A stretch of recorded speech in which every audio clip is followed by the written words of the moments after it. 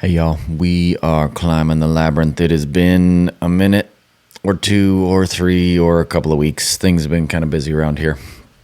But as we get going here,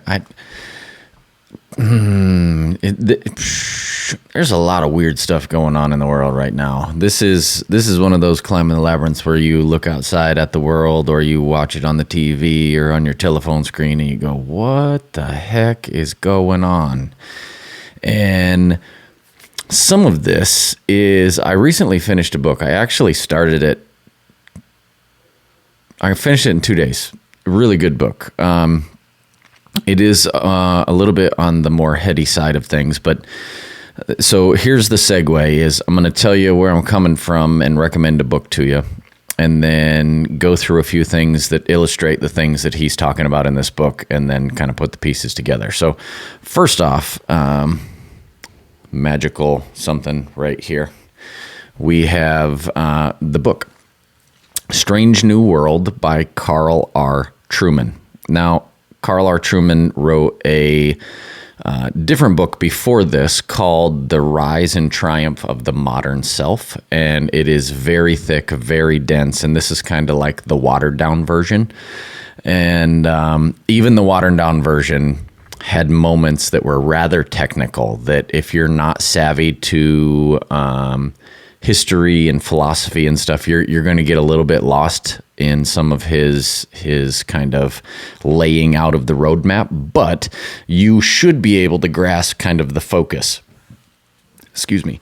The focus here is, the book is called Strange New World: How Thinkers and Activists Redefined Identity and Sparked the Sexual Revolution. How his basic premise, and I'm totally on board with him and have been thinking this for a while, just in a different way, is through philosophical adjustments and from the more modern mindset of we no longer need God to do everything for us because we can do it ourselves. And why can we do it ourselves is because we're thinkers. Rene Descartes came up with I'm going to doubt everything. And in the process of doubting everything, then I kept coming back to myself. And so I think, therefore I am. I am very important.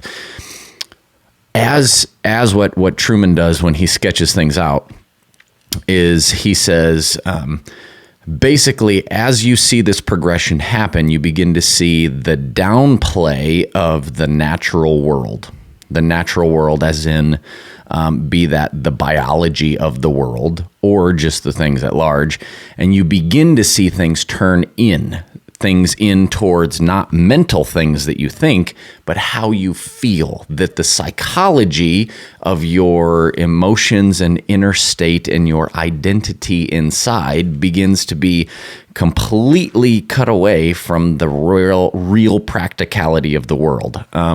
And I mean, there's a struggle in there of what's real, the things that you feel or the things that really are around you, like, and how much those shape each other. That's a totally different topic, but related.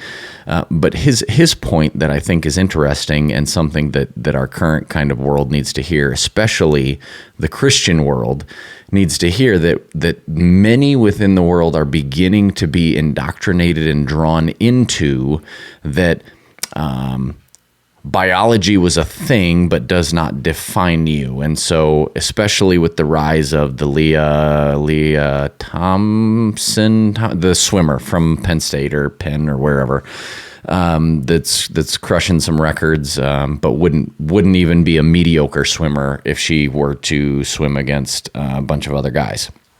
So you get the rise of the trans movement, and you get the rise of LGBTQAI plus to infinity and beyond. And what we begin to see is that the world is starting to redefine and shape things around how you feel on the inside. And so you would no longer identify yourself as a human being or a male because that's what you are. You begin to identify yourself based on how you feel, whether that reflects the true reality of the world or not. And you see this aggressively, I would say, in progressive leftist sort of ideology in theological world within the church, also in the political landscape, that you begin to see the even the words that you say to me hurt me. Like that there is, that it is worse to say something bad about somebody. I think the Babylon Bee recently got pulled off of Twitter and some other profile things because of the thing that they sent out about Leah Thomas. I think maybe it's Thompson. I should really look that up. Of him basically going out and destroying these other ladies, and that they're like, hey, in other news, a man dominates women again. Like that is kind of the funny part. That's the satire part that they wouldn't take away because that's hate speech. That you can't say those things because her desired pronouns were not the ones that you used. And so we begin to see that the reality of the world, like Orwellian 1984 type stuff, is really starting to happen, and to a great degree. So I'll start with Strange New World is a really good kind of primer to some of this stuff. His other book is significantly longer, and I have not made it all the way through that one yet, so I can't give you 100%, but it's the way I understand it is this is the boiled down version of the really deep version. But here's how we begin to see some of this stuff kind of play out. One of the first things that came up this week on Monday is the NFL is now going to require all 32 teams to hire a minority offensive assistant coach for the 2022 season. And you scroll down and you see, let's see here. On Monday, the NFL announced that every team will be required to hire a minority assistant coach, on and on. The individual can be from a minority or a female and will be assigned to a 1-year deal, partially paid from the league-wide fund. So you must have somebody that is a minority or a female, and that person is going to be partially paid through the fund within the NFL and through the team itself. Now, let's just pause for a second. And this is, in some ways, this is affirmative action across the board. This is you as a team shall have these people on your coaching staff. Whether you want them to or not, whether they are the most qualified or not, you shall. And we're going to pay for them to be there. This, let's just take this at face value. Let's say there are female coaches. I'm trying to remember who was just in the Super Bowl 2 years ago that one of the coaches was female, and an actual biological female. And you look at that and you go, she made it there because she made it there. She didn't make it there because somebody gave her the position just to fill a spot. Or if let's say you are black or native or whatever to fill that minority position, do you feel like you actually earned it once you get there? Or it was given to you just so that you could fulfill a quota? I mean, the idea is we want it to be more diverse, but the reality is anything that you begin to see that focuses on diversity, equity, and inclusion is really just an end around to say it doesn't matter if you're the most qualified. We've seen this. I did it in a previous podcast, but even you saw within Harvard University where they began to stifle Asian Americans and Asian applicants into their programs because they were getting too many Asian people. So as you see people that have a higher quality of education and more kind of aggressive family kind of goal orientation towards being successful in academia, then what they're getting is penalized so that they can get more people of other colors. Which, I mean, if you're in there, suddenly you just brought everybody down. So that's one thing, and you can read this. I think I got this at the Daily Wire, but it's all over. So the NFL is coming out saying, now what we're going to do is make sure that you shall hire this certain person because you have to. Okay, that's not because they're the best person qualified. And then I saw this at Breitbart. So this is the Disney executive producer. They're having this Reimagine Tomorrow conference or something. It's like a teleconference or something. But what you should pause is Disney is one of the largest corporations on the planet, and they're catching a lot of stuff going on with the Florida bill for protecting parental rights for young age children in kindergarten through like third grade, I believe. And that's been spun into Hollywood and Disney and everything to be the gay bill, like the don't say gay bill, when it doesn't have anything to do with that. It just says you shouldn't really be talking about sex to kids that are that old. And here we see Disney coming up again, and you're going to see some of this more and more. So this is I'll see if I can turn it up loud enough that we can get a nice video feed, because I'm not going to like bootleg a Twitter video. But so here is, oh, now it's not working. Like, I love Disney's content. I grew up watching, all of the classics. They have been a huge, informative part of my life. But at the same time, I worked at small studios most of my career, and I'd heard, you can hear whispers. I'd heard things like, oh, they won't let you show this on a Disney show. And I'm like, okay. So I was a little, sus when I started.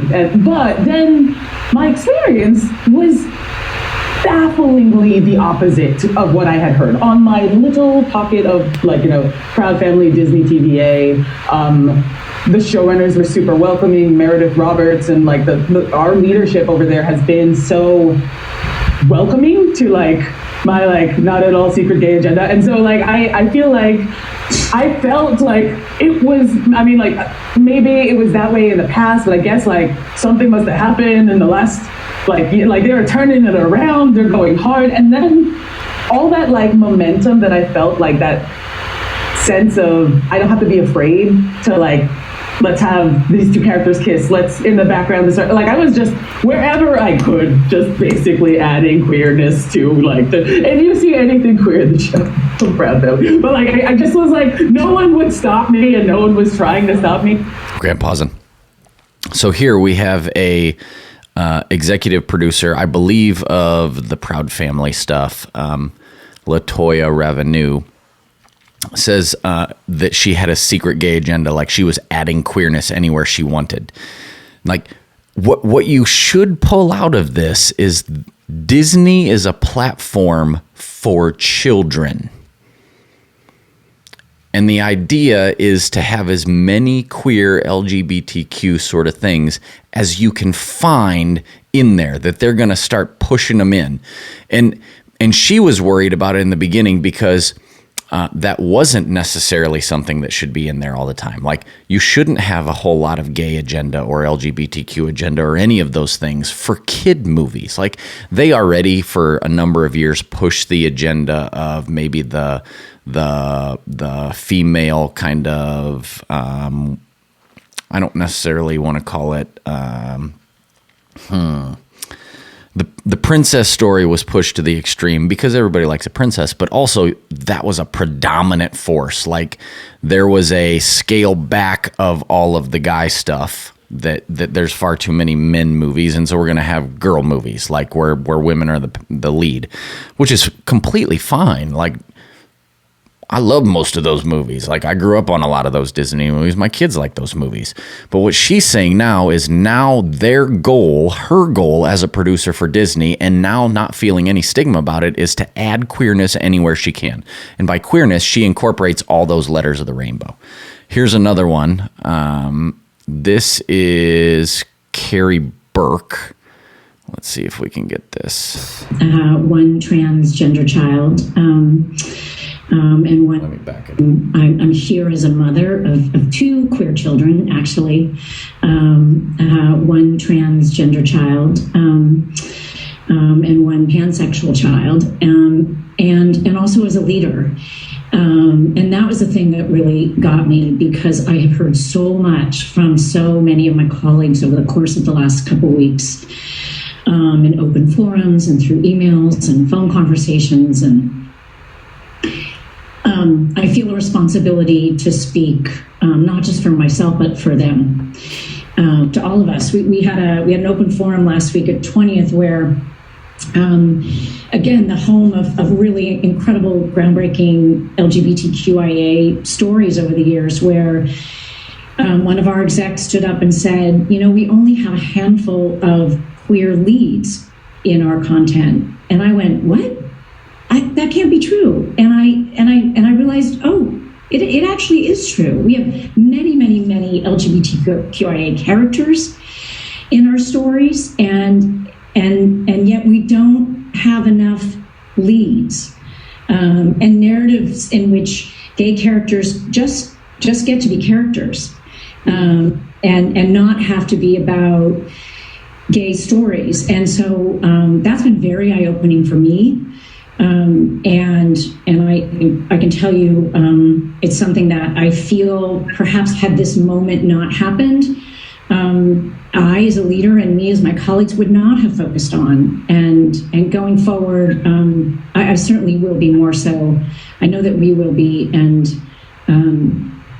I hope this is a moment where, the 50% of the tears, sorry, are coming. We just don't allow each other to go backwards.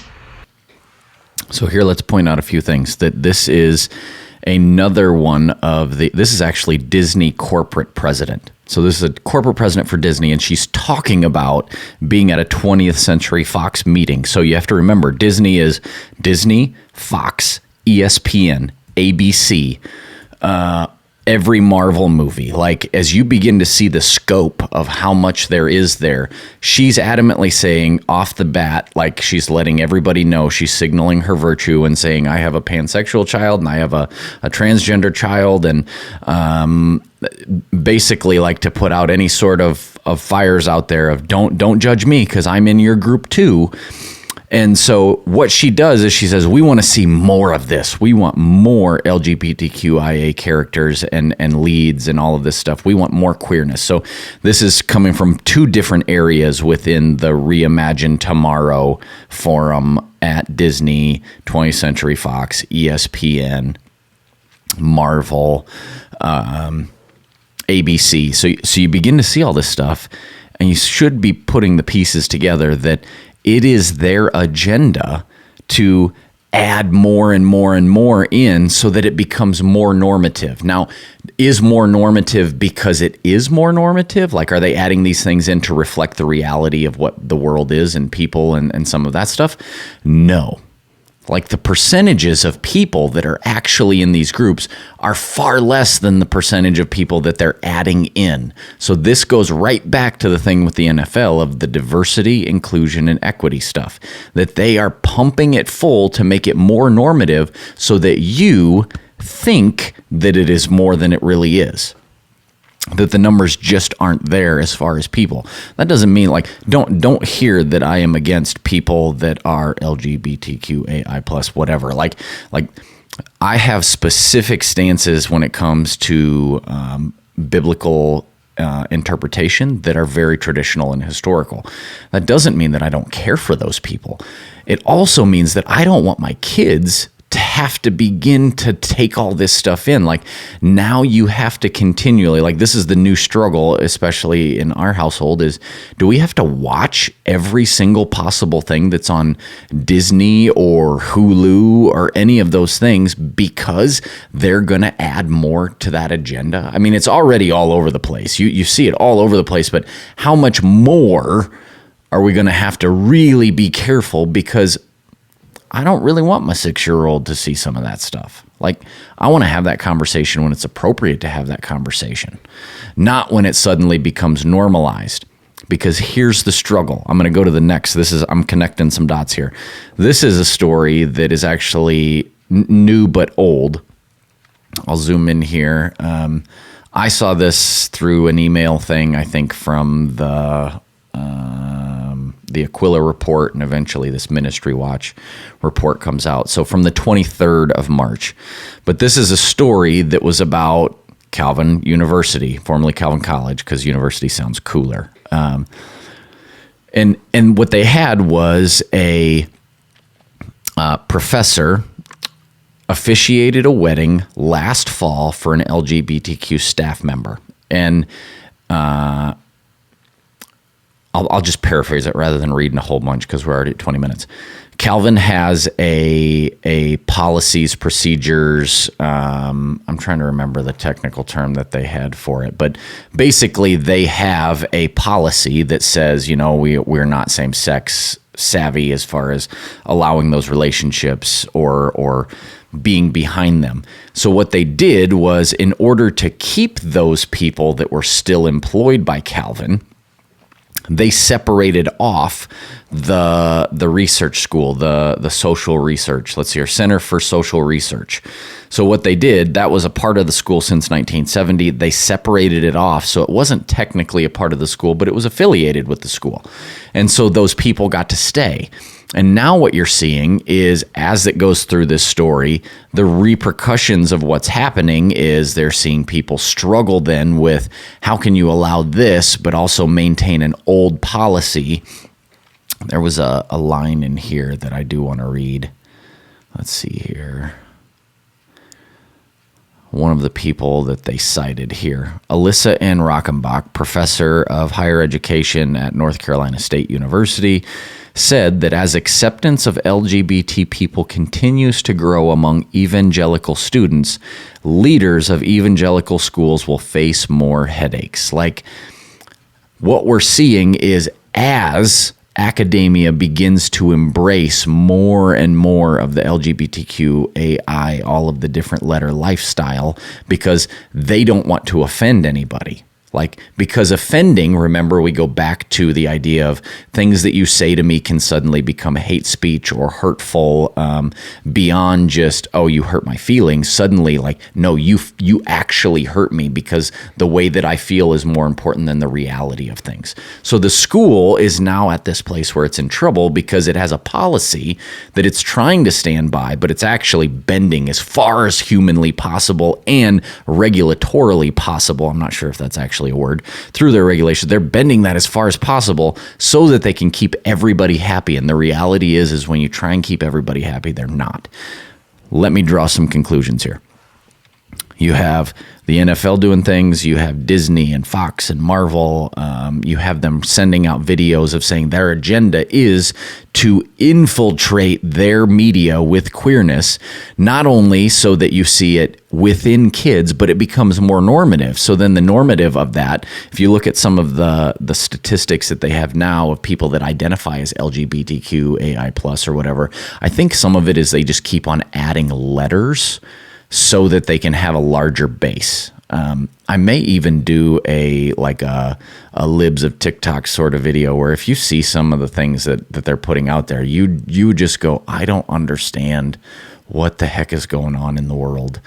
But you see that from kids' focus. Like, you have focus on things within the way that sports are run. You have things focused on how kids are being indoctrinated by what they watch. And you see the struggle in academia now. So you see higher education is infiltrated with these ideas because you can't offend anybody, because the reality of any sort of biology or natural world no longer matters. And bring it all the way back, if we go back to Carl Trueman in Strange New World, he even outlines elements where you begin to see your free speech infringed upon because the way that you say things may offend somebody's identity, not the reality, because the new reality is how you feel and not the way that the natural world is. Where that takes us is, what does that mean for freedom of religion? If freedom of speech is beginning to be pushed back on, and you can see a lot of this within the far left kind of agenda, that as you begin to see those things kind of encroach in, if speech goes, religion is really close behind it. And so the freedoms that we have in this country are continually being pulled back. And the struggle is for me as a Christian leader, is how do we move into this in a way that you have a gospel, basically all of the New Testament, that outlines that the gospel life is struggle, that it's not some sort of prosperity, health and wealth sort of thing, but that if you follow Jesus, you will have struggles in your life. You suddenly have a family to belong to that helps you through that. But I do think that some of that struggle is coming because the world at large, the political structure, there's also an irony here between, if you look at some of the foundational struggles of great empires of the world, Rome, France, England, some of that stuff, as you trace it back, I read a book, I can't remember the name of it now, it escapes me, where the basic premise was that underneath those cultures, it was when they began to lose their general sexual identity, that the norms of sexual practice began to sway. That's when things started going bad. So as the more, let's just say, the more queer things became, the worse the political structure became, so that eventually it was eroded, which isn't all that far off. I would take it a step further and say, when the foundational elements that you look around the world, even within the scientific community, where I mean, for the last 2-3 years, we've been saying follow the science when we're not following the science on a number of things, that as those begin to erode, that is the thing that gives way to so much. Trueman, in his book Strange New World, shows you how that comes through mentally, through the thought progression of philosophies into technology, into the way that you think and feel is who you really are, rather than the biology that you have, and how that's becoming normative. Why that's becoming normative is because so many people are longing for community. So many people are longing for belonging. They're trying to find a place where they can be accepted for who they are and not have to change. When the struggle in that is, the Christian message is, come and find a community, be a part of something more, but you can't just be anything you want. When you come here, then you fall under the lordship of Jesus. And as we do that, we try to become more and more like him and in his community. I think we have a struggle ahead of us as Christian folks, as people that are involved in bringing the message to the world, that the world wants you to know that anything and everything is okay, and let's find a way to do this together. When that is the same message that the church has had, with the caveat of, come, whoever you are, whatever you are, and let's see transformation happen. Let's see that change, so that Jesus changes your life, your heart, your mind, your body. Who you are begins to fall in line with who he is. I'm already getting kind of long. Let's see here. We're at 30 minutes. Let's call it a day. That's enough for today. But be on the lookout. This is kind of the warning signal out there for all of y'all, especially if you're older and you got grandkids that are coming over.